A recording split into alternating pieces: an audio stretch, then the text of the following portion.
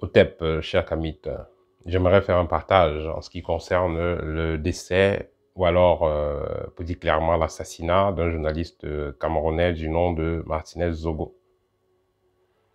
Je fais ce partage pour dénoncer les pratiques les crimes rituels, les pratiques abusives, les pratiques satanistes qui se font dans nos zones africaines, plus particulièrement dans les zones d'Afrique centrale, Cameroun, Congo, Gabon.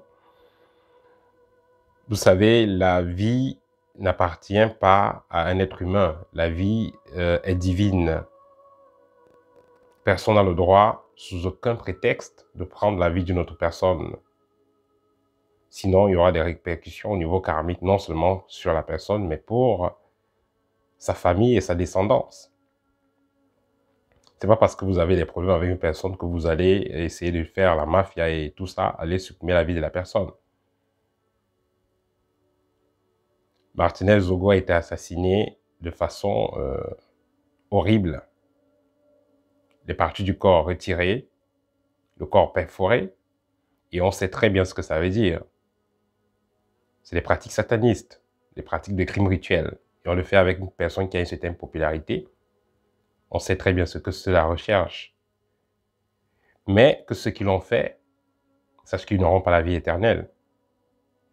Que ceux qui l'ont fait, sachent que le karma existe et que personne n'échappe au karma. Que ceux qui l'ont fait, sachent qu'eux aussi ont des familles. Personne n'échappe au karma familial. Donc, j'aimerais par la suite que ceux qui le connaissaient puissent réserver un moment de silence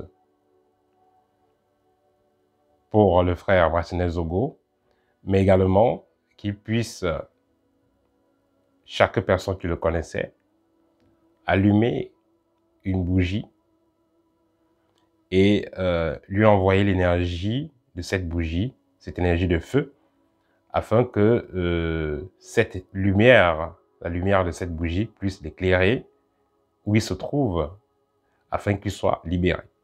Parce que les rituels de crimes, disons, ces pratiques de crimes rituels-là, ont pour but d'enchaîner l'esprit de la personne qui a été assassinée et d'empêcher ceux qui auront l'envie de faire un rituel de vengeance d'entrer en jeu, donc d'empêcher cela d'agir. Donc cependant, il faudra que ceux qui ont la possibilité, ceux qui le connaissaient, ou ceux tout simplement qui veulent aider à l'aider, qui veut aider à ce frère-là, qui veut aider ce frère-là à s'en sortir, autant pour moi, qui puisse allumer tout simplement une bougie blanche et à l'intention du frère.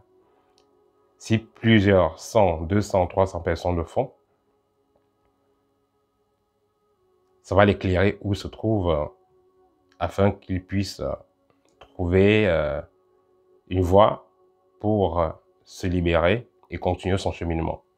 Ceux qui vont donc poser la question, est-ce que le frère Martinez Zogo a accompli sa mission de vie? Effectivement, il était dans la cinquantaine. C'est vrai que l'âge ne renvoie pas trop à la mission de vie, mais il a accompli sa mission de vie parce que il a montré à une jeunesse que il est toujours possible de suivre la voie de la justice, il est toujours possible de s'en sortir et de ne pas pencher dans des voies sombres, peu importe ce qui pourra arriver. Donc,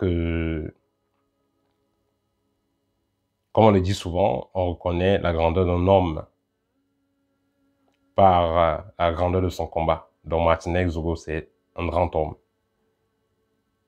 Je ne vais pas dire c'était un grand homme, je vais dire c'est un grand homme parce que dans nos traditions kamites, l'être humain a plusieurs corps. Quand un individu décède, ce n'est que le corps qui décède, ce n'est que le corps qui périt, qui disparaît, mais les autres corps invisibles restent toujours actifs. Donc, où que se trouve le frère maintenant, nous devons allumer une bougie à son endroit pour l'éclairer où il se trouve le vitaliser où il se trouve, le vivifier où il se trouve, afin qu'il trouve sa voie.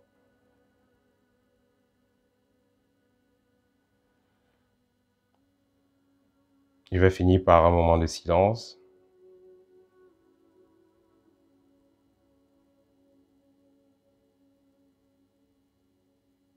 Voilà. Que le frère Martinez Zogo soit libre où il se trouve.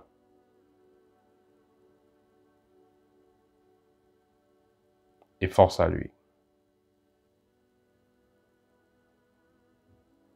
Otep. Et à très bientôt, cher Kamit.